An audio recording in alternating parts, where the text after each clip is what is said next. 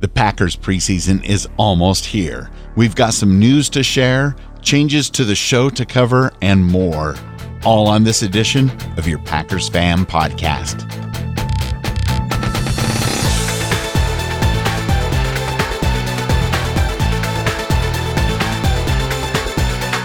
Glad to have you joining us on the Packers Fan Podcast, the show by and for fans of your 13-time NFL champion Green Bay Packers.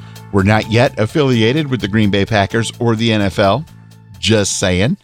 Today is July 15th, 2019. It's episode 178, and I'm at Wayne Henderson, and we've got a lot to talk about. The preseason is almost here. What to expect? The world lost a true Packers legend since we last spoke. We have thoughts on Mr. Bart Starr. We're sharing your feedback from 920-3PACK-GO, from email, and from social media. And let's start it all off by talking about a big change for the Packers Fan Podcast, at least for the upcoming 2019 season. After taking over for the show's first co-host, Dallin Christensen, and several great years, Sir Troy Heinrichs has had to take a step away from hosting the Packers Fan Podcast with me. There just aren't enough hours in the day to do all the research, the show prep, the interactions, the recording of the podcast and such, in addition to everything else he needs to focus on, especially during this upcoming year of his life. And just as Vince Lombardi used to proclaim, it's God, family, and the Green Bay Packers in that order.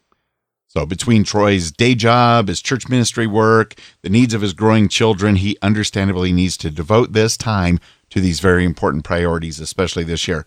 Obviously, he is still a diehard Packers fan and will still attend some games and hopefully send in some voicemails to share on the podcast now and then. Troy's a great friend. We're all going to certainly miss him on the show and wish him the absolute best in all of his projects. I believe this Packers Fan Podcast serves a special area in Packers fandom. The Packers Fan Podcast really is 100% a show by fans and for fans of the 13-time NFL champion Green Bay Packers, and we try to share as many of your voicemails and as much of your feedback as possible, all while having fun doing it. And now, I'm excited to announce another longtime Packers fan with his own fun ideas to help make this fresh season of Packers Talk special. And since I'm pretty confident our favorite team is going to be going deep into the playoffs, maybe even the Super Bowl, we're going to have a lot of extra episodes of the podcast this year. So please, let's make welcome Mr. Scott Clark to your Packers Fan Podcast with a Go Pack Go. So Scott, go ahead, introduce yourself, tell us a bit of who you are, how you became a Packers fan, and what you plan to be bringing to the Packers Fan Podcast this season. Well, Wayne, thank you so much for having me on this introductory episode as well as the Packers Fan Podcast. I'm very proud to be here. As Wayne mentioned, my name is Scott Clark, not to be confused with the science teacher from Stranger Things. Interestingly enough, I am a fourth grade teacher, however, in Rockford, Illinois. I've been podcasting for about 8 years, but I've been a fan of the Pack for much longer than that. I co-founded The Hollywood Outsider, which is another podcast that I've done for quite a while. Left that a little over a year ago to pursue my own show called The Gaming Outsider, which I'm still running. As for my fandom for the Pack, despite living in Illinois now, I grew up in southern Wisconsin, around the Whitewater area. And like many people out there, I became a Packer fan because my stepdad taught me all about football and taught me about bleeding green and gold. And the rest was history after that. So I've been a Packer fan long enough to remember before the Favre era, back when Mikowski was the quarterback. So I am definitely not a bandwagon fan by any means. I love the Packers. I loved them even when they kind of stunk. So I actually remember when I was a fan very early on. I remember being in third grade going to school, and my third grade teacher was also a Packer fan, and we were the only Packer fans in the entire class. So we were surrounded by a lot of Bear fans in southern Wisconsin, believe it or not. So, yeah, I know. It was a little rough. It's kind of like living in Rockford. You know what I'm saying? But anyway, to this day, my wife and I have never missed a game, and we're both proud shareholders as well. I'm honored to be a co-host for the Packers Fan Podcast. I've been a listener for years and a close friend of Troy Heinrichs, and I know I've got some big shoes to fill, but I will do my very best. So thanks to you, Wayne, for this opportunity to celebrate in my love for the greatest football team of all time. I'm looking forward to a great season. Awesome. Thank you so much for that, Scott. And yeah, those Don Majkowski years, those were special years because you could sense the Packers were finally getting good and we could, show our pride a little bit more. Right. And I had seen Don Majkowski and the Packers come to Southern California and play against the Rams in Anaheim. And of course, I could just root for Packers touchdowns, which was, we lost the game. It was a close one.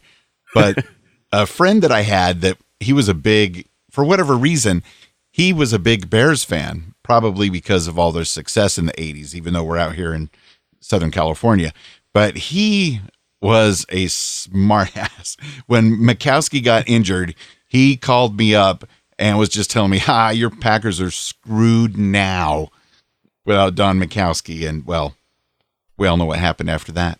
The rest is history. And that brings up a good point, Wayne. That's one thing I want your audience, or I guess I should say our audience now, understand that even though I am a diehard Packers fan, you will find very quickly that even though I can never rightly root for anybody from the city of Chicago, no matter what sport it is, I still am a fair fan. A good friend of me once told me that when it comes to sports, you win with grace and you lose with dignity. And I kind of pride myself in being respectful to my Bears fans friends because most of them are Bears fans around where I'm at, and I am not in the camp of hating on Bears fans or any other team that matter. At the end of the day, this is a fun hobby or fun sport that we are big fans of, and I'm not going to be a hater, is what I want you to know. The banter sometimes can be fun, and the rivalry can be a good time, but you're not going to hear any hatred from me at all.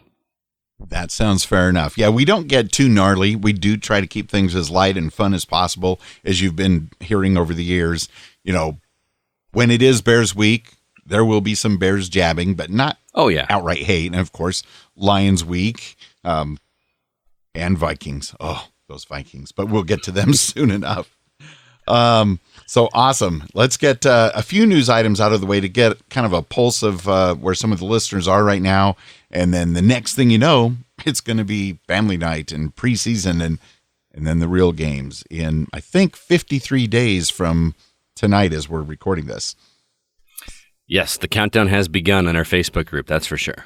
Yes, absolutely. And so with family night and the preseason just a couple weeks away, posted out a poll to jumpstart things in the Facebook group at PackersCommunity.com, as well as on Twitter at Packers Fan Pod. I want to know, what are folks most excited to see play out in the beginning of the preseason? And thank you, everybody, for all your votes. When I averaged out the Facebook votes and the Twitter votes, because it was amazing, they went two different directions. But in the end, 40% of the folks are most excited to see some of Matt LaFleur's offense on the field during the preseason. But split right in half almost, 40% also want to see glimpses of the Packers defense in preseason. 14%, they just want to get right to preseason game number 1 versus the Texans and see the actual game as far as preseason goes.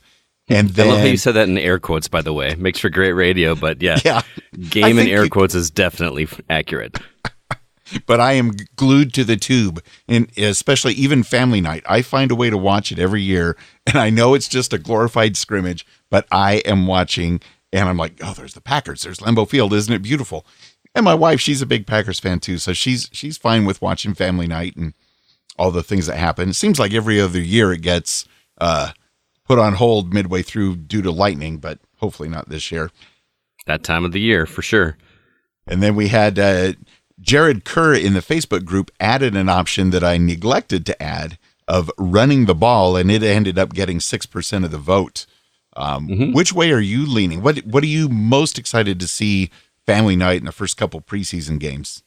Boy, it's really difficult to say what I'm looking most forward to. I feel like the listeners' poll really echoes my mentality because the two biggest things I want to see are the offense and the defense. Number one, the offense, because we don't have McCarthy anymore.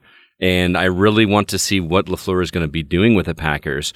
I'm of the camp, I'm not even sure if it's a minority camp anymore, if it's a majority, that I'm not certain that McCarthy was the problem. Again, I don't know what goes in the locker rooms and behind the scenes. But I always liked McCarthy. I really did. I think there were some other moving parts that might have been a bigger issue. But the other side of this is the defense. And I think a lot of that is tied to our first round draft pick. I think it was first and second round draft picks. We picked up defensive players, did we not? I believe so. We really filled the holes that a lot of people have been clamoring for. So, yeah, I want to see all of it as well. Oh, totally. So I really want to see what that means for us. But at the same time, our offense is more than just AR-12. We've got a lot of other parts in there, and we've missed some of those gaps over the years. We lost Jordy Nelson a long time ago, which I think was a huge loss for us. And we've obviously got the recognizable names that he's thrown to, but we need some others because that was one of the awesome things about Rodgers was that he would throw. He had so many targets. When they'd show those stats on the screen of how many of who he's throwing the ball to, it was often just evenly spread out between 5 or 6 different players, which kept whatever defense we were up against on their toes. And I kind of missed that, and I'm a little nervous to see that offense. But what about you? I'm actually very excited. I know it's a change, and there's bound to be some rough spots, and I don't buy into any of this drama that's all over social media as well as in the NFL news programs that are on the NFL Network and ESPN trying to bring up drama between Aaron Rodgers and Matt LaFleur and all this stuff. They're all grown men. They're highly paid. They'll get this sorted out. I think we're going to be just fine.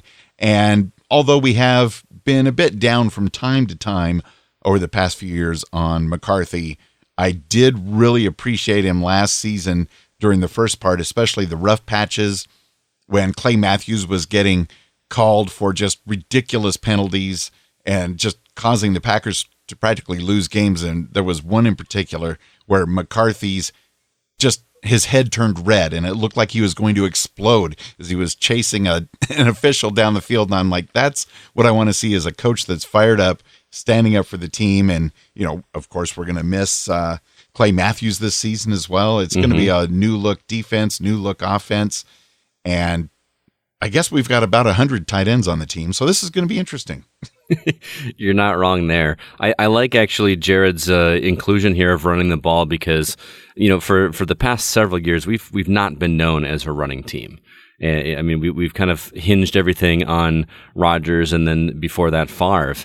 We started to get one a couple years ago, but it's just never what we're known for. I would love to see us become a double threat in terms of offense and see us get some ball movement as well to keep the defense guessing.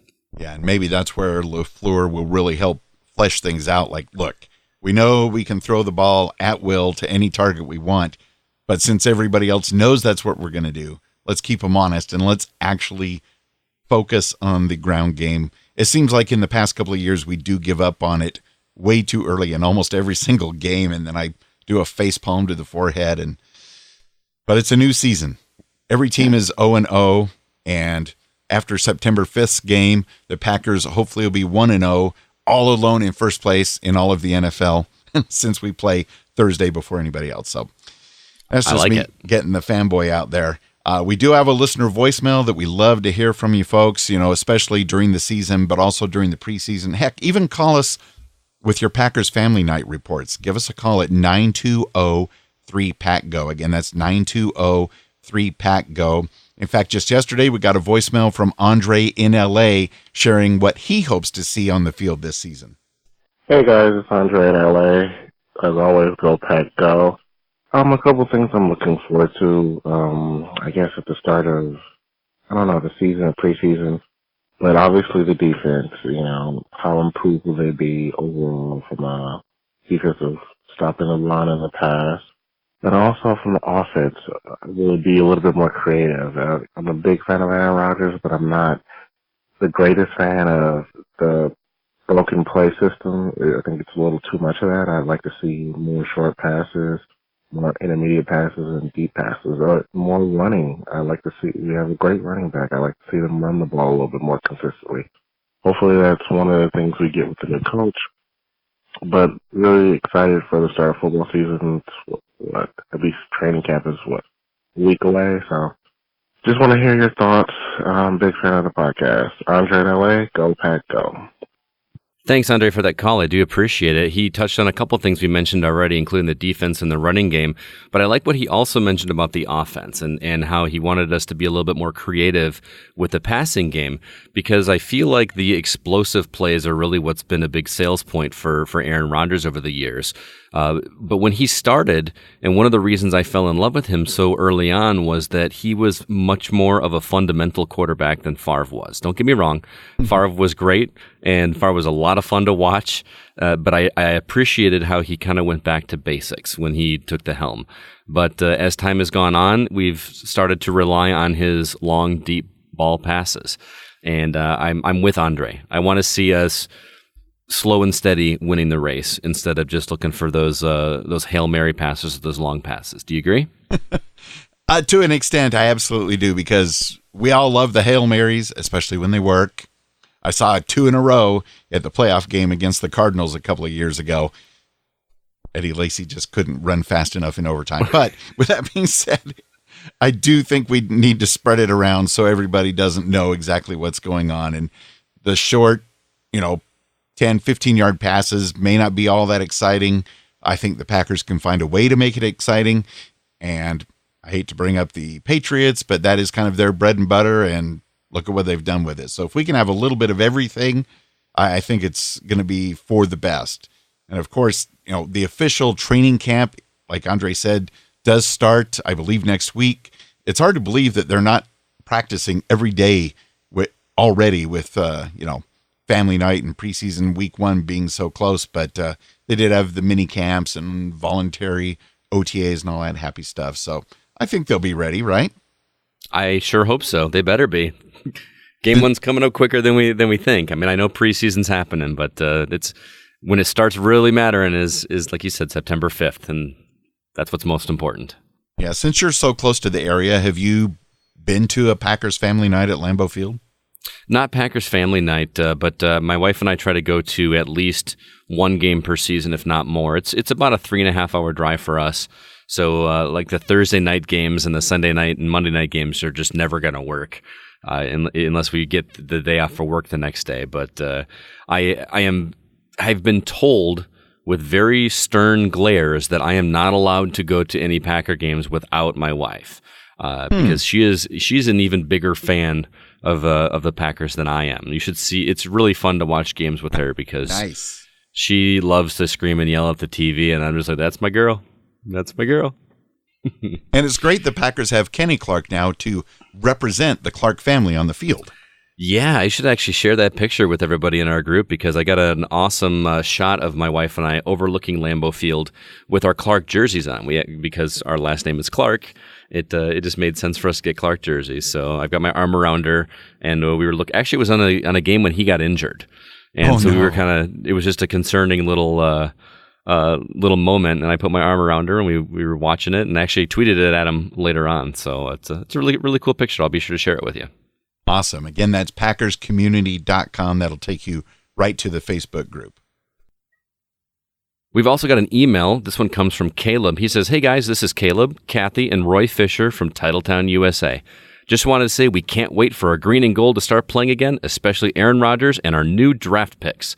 It'll be a great season. Go Pack Go. Bleed green and gold till dead and cold." Awesome, Caleb. Thank you so much for that email. Really do appreciate it. Yes, we're starting to get amped up now that the on-field activities are really going to start happening, with family night and things like that. So, yes, it's almost here. It's like counting down to Christmas. We need some sort of advent calendar. We open up a different Packer every day as we get closer and closer to September 5th. That each one has a piece of cheese inside it instead of candy? Sure. Or brats, a little slice of brat or something. Got to keep it in the fridge. This is an advent calendar that belongs in the freezer. And when we get down to the final 10 days, it's got to be cheese curds. There you go. Whether from Culver's or the 1919 at the stadium, anything. You don't have Culver's out by you. Isn't that just a Midwest thing out here? I think it is just a Midwest thing. I had never even heard of Culver's till I flew into Chicago and driving up from Chicago with Troy to go to Lambeau Field. He's like, oh, we have this local place. You got to try it. It's called Culver's. They've got cheese curds. But how strong is your stomach tonight? Because I don't want you to. I'm like, what? Oh, yeah, it's a big ball of grease, that's for sure. But they are tasty. And different flavors of custard every day. Yeah. Good times. It's so weird to me. I always think that Culver's is a national chain because we have them everywhere around here. They're just as popular as, I don't even know, like Arby's or something around here. We got just as many of them here. Well, I love Arby's as well. And out here, of course, In-N-Out. So that way when you travel, you always get to try something new. Absolutely. And since the last episode of the podcast, we do have some sad news, and we have to touch on it. The passing of a true Packers legend, Mr. Bart Starr. He was also a Crimson Tide legend and an NFL icon, the first ever MVP of a Super Bowl, and he did die back in May. He was 85 years old. He was the first quarterback in history to win 5 NFL titles. Take that, Tom Brady. And hero to the most memorable game in the history of the Green Bay Packers, that famous Ice Bowl. I don't want to be that cold, but it's fun to watch on TV. And according to Packers.com, Starr, who was 85, played for the Packers from 56 to 71 and was beloved by fans not only of his generation, but also succeeding ones.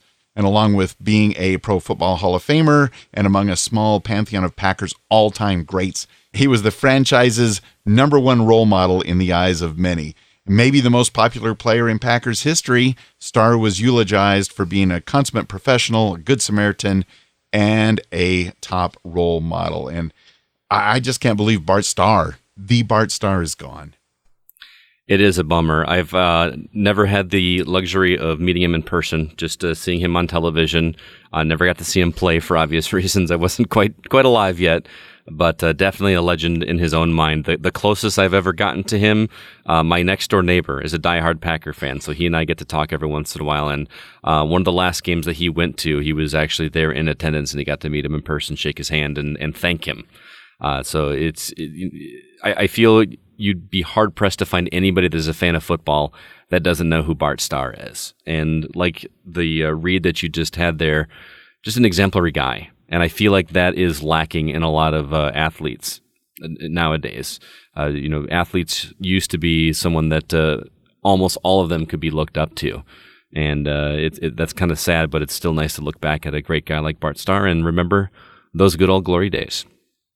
And although I'm not quite old enough to have seen Bart actually play, he was one of the first Packers that I followed when I was in, I think it was like 7th grade. You know how they have those little book club things in schools? They still do that, right?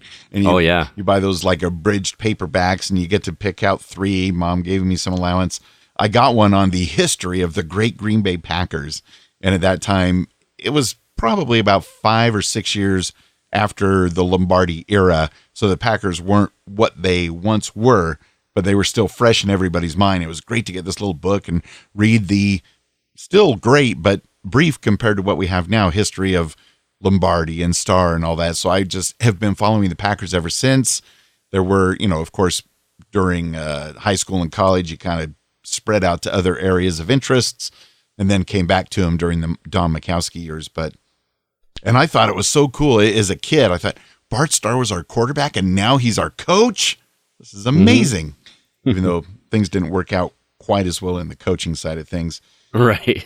Do you still have that book by chance? No. That would be a great memory. Yeah. When we moved from Utah to California, storage locker got broken into, and we lost a lot of things. But I still remember holding it in my hand, the new book smell, and sitting in whatever class of 7th grade that was that I was in. I can picture sitting right in the middle of the classroom. It was right across from the assistant principal's office, the classroom, but that's all I remember. Nice. I remember those book clubs, and I read many books in there, but was not lucky enough to get my hands on a Packers one. Again, in Southern Illinois, or Southern Wisconsin, we had quite a few Bears fans up there. So unbelievable. That's how it is. I know. It's crazy. It's crazy. Well, yeah, passing of a legend is a very sad thing, but on to better, brighter news. The Packers annual family night that you mentioned a couple minutes ago. This is the 19th Packers family night and will be presented by Bellin Health. It takes place on Friday, August 2nd, 2019 at Lambeau Field. Doors for the event will open at 5:30 p.m., and the team will be introduced on the field at 7:30. And here's how the format for this year's family night will be. It'll be, again, another full practice in order for the team to accomplish its preparation goals for the regular season. And included in the evening's events will be the popular Jerseys Off Our Backs promotion with the Packers jerseys, all of which have been worn by Packers players in the just completed practice to be given away in a random drawing. That kind of makes me want to go. I'm not going to lie. Oh, me too. I was thinking the same thing. may have to rethink that one. The spectacular family night fireworks and laser show will conclude the night as well. So if you're interested in that and in the area, do not miss family night. Obviously, it's a scrimmage, but the fact that it's, kind of for charity, the tickets are really cheap, so families can bring their kids, because even a preseason game, if you've got like 3 or 4 kids and they're young, you probably don't want to invest in even a preseason game, but a family night with the activities and fireworks and all that good stuff. And hey, if you happen to get lucky and get one of the jerseys off their backs, no matter whose it is, that's amazing. That would be really incredible. And just one of the things I love about the Packers in general is they're so community focused. One of the things I learned when I was actually at the field either a year or two ago, they actually do have you heard about the bicycle thing they do before each game now? Oh, yes. Oh, before the game? I've only heard of the ones they do during camp.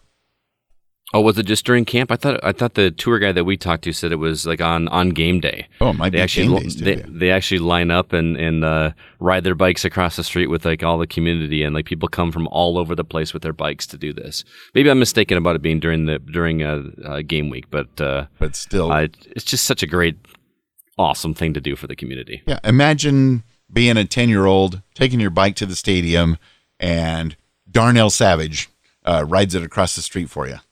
That would be amazing. Anybody, yeah. The towel boy rides my bike. I'd be excited. I was trying to picture if back when my kids were young and got them into the Packers, and we went to Lambeau Field. It wasn't during any of the bike riding activities, but they already had that part of the exhibit at the Hall of Fame at the old location. I was just trying to picture, does Gilbert Brown help out with that kind of thing? If you got on my bike, it probably would have folded in half. That guy was just a beast. He was amazing. I just remember hearing John Madden go on about, that guy's like a robot on the field with his shield and all that stuff. Oh, yeah, he's huge. I kind of miss Madden just a little bit. Oh, absolutely. Some of the stuff he would say. Oh, yeah. A stream of consciousness right on the camera. And sure, he was a little over the top with his being a Brett Favre fanboy, but hey, at least it was one of our guys. Yeah, right. Just a little bit. Brett Favre. And then I can hear him say it. Yes, absolutely. A legend. And he lives on with his video games. What's funny is there's probably, some kids that are like, again, 12, 13 years old. If they play Madden 2020 or what have you, they may not know who John Madden is. Why is this game called Madden? Right. It's a really good point. So I'm glad the game's still here. And then shortly after family night, the real preseason is upon us. The dates have finally been locked in. Thursday, August 8th at 7 p.m. Central, we are playing the Houston Texans. And then the following week on Thursday, the 15th at 6:30 Central Time, going to Baltimore to play the Ravens. And then the interesting one, of course, in the past, Game 3 of the preseason used to always be the one where you could count on seeing the starters for about half the game, but past couple of years, that's kind of been thrown out the window. But with Matt LaFleur back in the picture as the coach, who knows? But week 3, Thursday, all these Thursday games, this is wacky. August 22nd at 7 p.m., we are at the Oakland Raiders, but they're not in Vegas yet. So due to logistics, the game has been scheduled to be played in Winnipeg, Canada.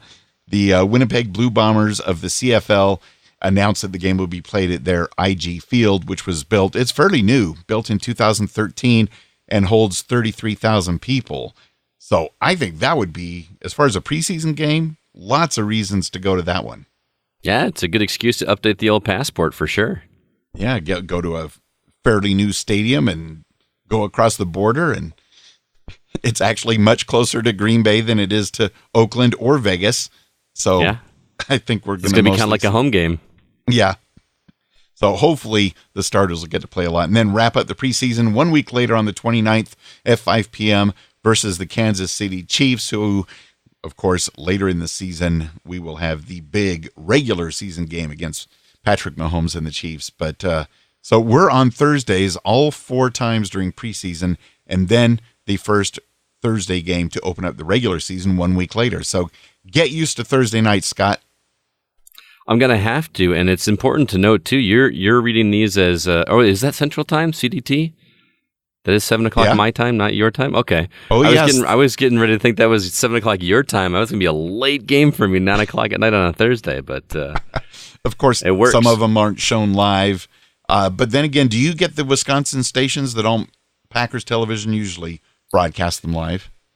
Well, it depends on what else is going on in the NFL. If this is a Thursday night game, more than likely we'll be able to watch it just because there's no other games competing. But seeing how I do live in Bear Country, if it's a regular season game and the Bears are playing at the same time, the Bears will always supersede the Packers game. And then my wife and I have to venture out to a local bar and watch the game somewhere else. And we usually do that with a group of people, and we all watch the games together. So that's Safety always a good numbers. excuse to go out. Exactly. I was actually at one of these places when, you remember the Hail Mary pass against the Lions?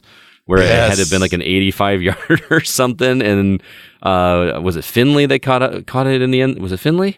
Or I forget. It might have been Richard Rodgers. I'm not 100% sure. It was Richard Rodgers. You're right. I remember it being a tight end for sure, but that was we were ready to walk out of the bar, and the game was over, and we decided to stick around and we'll see this last play, and I am so glad we did, man. That was a great game. Great game. The first 80% was not a good game from what I remember. I believe it's one of the first times a team has won after losing the entire game and even being behind when time ran out till Aaron Rodgers threw that Hail Mary.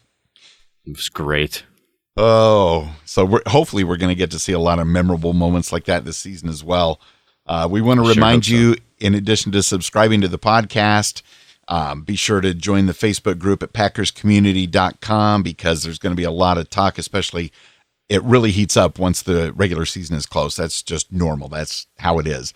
But there's lively discussions going on there right now, including articles ranking the difficulty of the Packers schedule compared to our NFC North rivals. Also more discussions about what fans in the group are excited to see from the Packers and just all sorts of stuff. And we need your input as well at packerscommunity.com. It is standing by awaiting your posts and comments.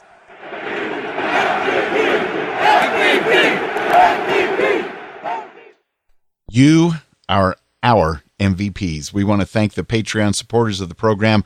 Packers legend Willie Wood, jersey number 24, has caused listener Bryant to support us at the $24 a month support level at patreon.com/Packers Fan Podcast. So thank you so much for that, Bryant. Also, the Texas-only Green Bay Packers fanatics are back for another season. Actually, they didn't even stop in the preseason, nor did Bryant, supporting your Packers Fan Podcast at the $12 a month AR12 pledge level. Stay tuned at the very end of the podcast for their special Go Pack Go and shout-out. Also supporting the Packers Fan Podcast at the Brett Favre $4 monthly level, we've got Lawrence Harvey, Andre in LA, who we heard from earlier, and then support dedicated to lifelong Packer backer Randy Westgame of Wausau. Somebody donated in his honor. And then lastly, Mr. Jeff Summerfield. Thanks for that.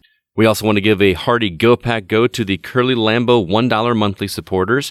That includes Velvet Eau Claire, Aaron Peterson from The Hollywood Outsider, Hank Davis from the TPE Network of Podcasts, and lastly, Matt Hogg. You too can help us make the Packers Fan Podcast even better. Become a Packers Fan Podcast Patreon supporter. It helps us grow the show to bring you more great content each week, and you get a fun reward too. Check out all the different levels by visiting patreon.com/Packers Fan Podcast. Yeah, so basically it's a value for value method of support. If you get a lot of value from this show and you can afford to support us and help us out, go ahead. And if not, we just thank you for listening and telling your friends about the podcast. Again, go to patreon.com/Packers Fan Podcast for all of the details. So thanks again, friends, for all of your awesome support of the Packers Fan Podcast. And if you haven't done so already, please remember to visit podcastawards.com by July 31st to nominate your Packers Fan Podcast in the sports category. While submitting your Packers Fan Podcast nomination vote, please also vote for The Gaming Outsider in Games and Hobbies. That is my other podcast. Also, Resourceful Designer in Arts, The Blacklist Exposed in People's Choice, The Hollywood Outsider Entertainment, the Agents of S.H.I.E.L.D. Fan Podcast in TV and Film, and Consider This in Politics and News. Lastly, Dementia Matters in Health, and thanks to Wisconsin Alzheimer's Disease Research Center for recently recommending Packers Fan Podcast. Absolutely. I couldn't believe it when I saw the Dementia Matters mention us from the Wisconsin Alzheimer's Disease Research Center. I was like, that is cool and most unexpected, so thank you again. The Packers Fan Podcast is an unofficial Packers Fan Podcast. Again, not affiliated with the NFL or the Green Bay Packers, but, we're not opposed to that. If you have any ways to help us be official, you can always send it to media@PackersFanPodcast.com. Continue following us on Twitter @PackersFanPod, as well as my personal account. I'm @Wayne Henderson. And I'm @GoCastScott. @GoCastScott. Yes, sir. Where you need to follow Mr. Scott Clark as the season gets closer. Remember, PackersFanPodcast.com. Click the Contact Us button to get your thoughts in, let your voice be heard, or simply keep this number on your speed dial, 920-3PACK-GO. Be sure to subscribe on Apple Podcasts so you don't miss an episode. Let's close out this edition of the podcast with fun messages from our Patreon supporters in the Texas-only Green Bay Packers Fanatics group. This is Dawn down here in Texas, a.k.a. Granny Cheese. Hi, I'm James. Hi, I'm Kim. Hi, I'm Melissa. Hi, I'm Susan. Hi, I'm Carrie. Hi, I'm Lisa Montgomery, proud mom of number 88, Ty Montgomery. And we want to say, Go Pack Go!